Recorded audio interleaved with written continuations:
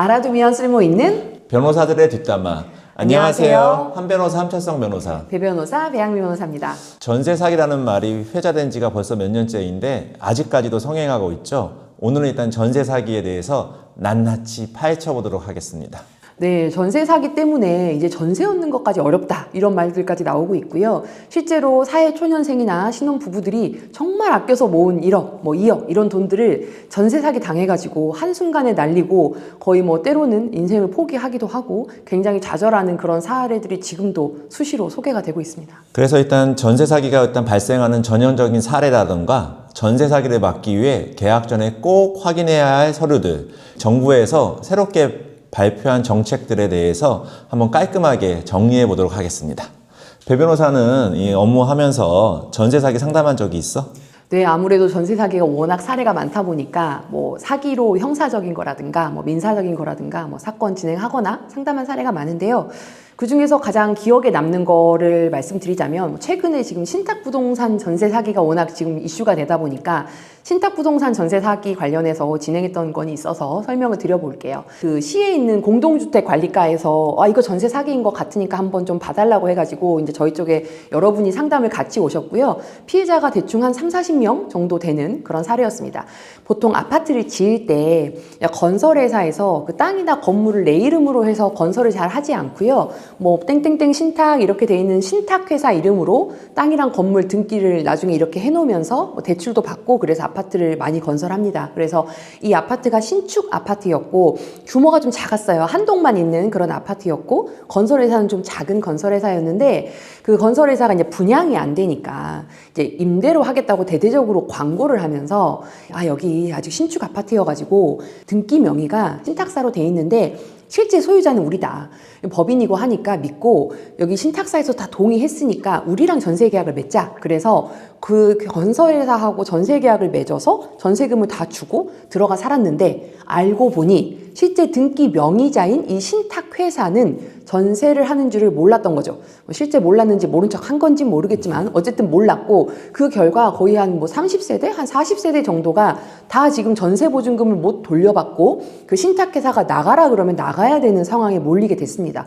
이 전형적인 전세 사기인 것 같고요. 시에서도 다 전세 사기로 인정이 된 케이스여가지고 이걸 가지고 회사를 고소할 수 있겠냐, 실제로 돈을 받을 수 있는 방안이 없겠냐 이렇게 좀 진행을 했던 사건이 있었습니다. 유명한 시공사 측에서 나를 믿고 계약하십시오 라고 한다면은 거기에 얼마나 많은 사람들이 좀 혹해가지고 사기를 당하겠어. 이게 참 문제인 것 같다.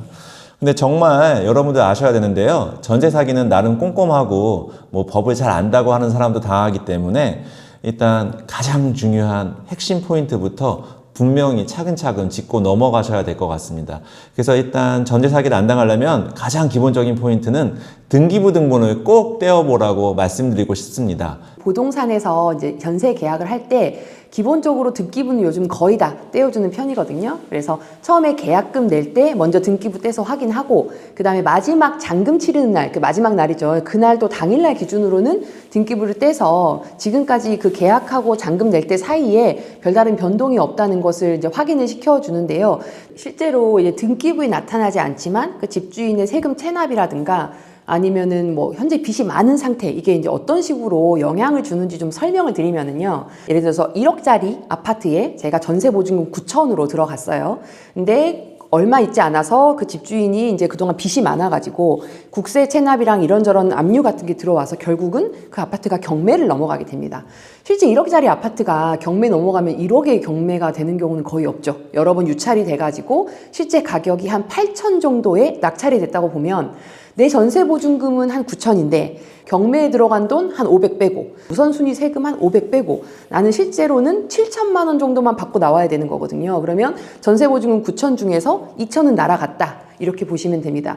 그런데 이제 이 경우는 사실 그나마 임차인 이제 1순위인 경우거든요. 경매 경락에서 8천이든 7천이든 나오면 일단 가장 기본적인 세금이랑 비용 빼고는 내가 1순위로 받는 건데 실제로 지금 이제 난리가 나고 있는 이 전세 사기는 그 1순위가 임차인 1순위가 안 되는 경우가 지금 대부분입니다. 아까 배변이 말하는 것처럼 신탁 부동산 전세 사기가 유행하는데 가장 예전서부터 문제됐던 거는 다가구 주택에서의 전세 사기다라고 보시면 됩니다. 일단 다가구 주택과 다세대 주택을 개념을 좀 아셔야 되는데요. 다세대 주택은 세대마다 다 주인이 따로 있고 거기에 따른 임대차 계약이 별도로 다 체계되어 있는 빌라라고 보시면 되고요. 다가구 주택은 한 집에 호실이 다 따로 있어서 그 임대인은 한 명이지만 거기에 따른 임차인은 여러 명 있는 구조, 원룸이다라고 보시면 됩니다. 이 다가구 주택이 왜 문제가 되냐면은 내가 뭐 예컨대 301호에 살고 있으면은 302호의 원룸에 누가 살고 있는지 알 수가 없잖아요. 또 저 사람이 임대차 보증금이 얼마인지도 알 수가 없기 때문에 자기의 보증금을 못 받게 되는 경우가 많다라고 보시면 될 것 같습니다. 그리고 또 하나 염두에 두셔야 할 사안이 소액 임차인 우선 변제권이라는 제도가 있는데요. 이게 서울특별시의 경우에는 1억 6,500만 원 이하에는 무조건 최우선 변제 금액으로 5,500만 원, 또 광역시는 8,500만 원 이하의 보증금에 대해서는 2,800만 원을 임대차 등기의 선호랑 상관없이 최우선적으로 변제해 주기 때문에 소액 임차인 우선 변제권은 항상 좀 유념해 둘 필요가 있습니다. 자, 그러면 여러 가지 형태의 이렇게 전세 사기가 있는데요. 내가 지금 전세를 얻으려는 상황에서 도대체 뭘 확인해야 전세 사기를 막고 피해를 당하지 않을 수 있는지, 그게 정말 중요하잖아요. 오늘 저희가 크게 한 5가지 정도를 확인해 보면 좋겠다라고, 완벽하게 이것만 보시면 전세 사기 당하지 않게 대응하는 방법을 말씀드리려고 합니다. 일단 가장 첫 번째로 살펴봐야 될 자료가 뭐가 있을까요? 첫째는 앞서 살펴본 등기부입니다. 갑구에서는 신탁인지 보시고요. 신탁이라면 신탁회사의 동의서를 확인하시기 바랍니다. 그리고 뭐 압류가 있는지 없는지를 살펴보시고, 을구에서는 대출이나 전세권 설정 여부를 살펴보시면 됩니다. 두 번째는 공인중개사가 주는 중개대상물 확인 설명서를 꼼꼼히 살펴보시기 바랍니다. 이게 계약서 뒤에 맨 말미에 붙어 있다 보니까 많은 분들이 그냥 아우 글씨도 작고 보기 귀찮아 하고 그냥 넘어가는 경우가 많은데요. 근데 거기서 정말 중요한 부분이 있습니다. 거기에는 실제 권리관계 또는 공시되지 않은 권리사항이라는 란이 있는데, 거기에 지금 이 집에 살고 있는 사람들 보증금이 얼마 걸려 있다, 그 내용이 들어가야 합니다.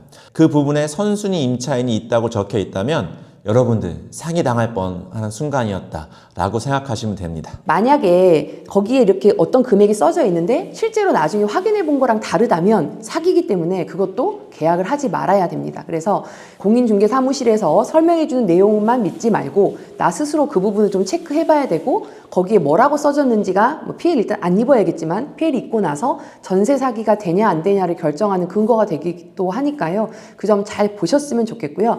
그러면 과연 그 내용이 제대로 된 건지 아닌지를 확인하기 위해서는 추가로 좀 공적인 기관을 통해서 확인할 수 있는 서류가 또 2개가 있습니다. 세 번째 중요한 서류는 일단 선순위 임차인을 확인하기 위한 공식적인 전입세대 열람원이라는 서류가 있습니다.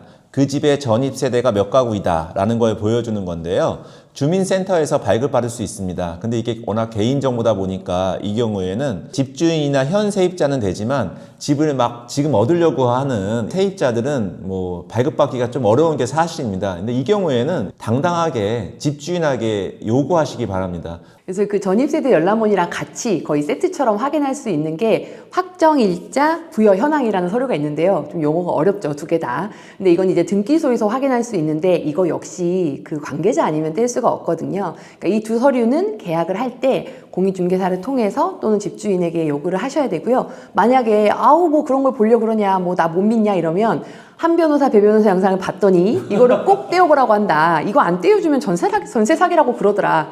그렇게 핑계 대고 말씀하시면 될 것 같습니다. 그리고 이제 마지막으로 확인해야 될 좀 일반적인 서류가 있는데요. 아까 말씀드린 것처럼 임대차 보증금보다 이게 선순위도 나중에 혹시 경매가 될 때 가져갈 수 있는 돈이 국세나 지방세이다 보니까 집주인이 정확하게 세금을 냈는지 소득세하고 지방세, 납입증명서도 분명히 요청하셔야 합니다. 그래야지만 혹시라도 나중에 경매로 넘어갔을 때 본인의 돈을 지킬 수 있다 라고 생각하시면 됩니다. 여러분 정말 제가 꼭 당부드리고 싶은 말은 이제는 조금 마인드를 좀 바꾸셔가지고요. 분명하게 요구할 건 요구하고 좀 받을 거는 받아야 되는 일단 트렌드로 변했다. 네. 거기서 뭐 자꾸 뭐라고 하면 영상 보여주시면 됩니다. 네. 그리고 또 마지막에 또 이거 혹시 전세 계약할 때 이 계약 종료 시점까지는 추가적인 대출을 받지 않기로 한다라는 것을 분명하게 일단 특약을 넣으시는 것도 필요할 것 같습니다. 근데 이 서류들 다 챙기려면 꽤 복잡하잖아요. 근데 이제 그러다 보니까 이걸 좀 간결하게 할 수 있는 방안, 그리고 조금 더 임차인들을 보호할 수 있는 방안이 뭐가 있는지 최근에 정부에서 발표가 있다고 해서요. 지금 당장 시행되는 건 아니지만 이게 어떤 의미에서 이게 지금 정부의 대책이지? 그것 좀 이해하시면 좋을 것 같아가지고 같이 좀 설명을 드리려고 합니다.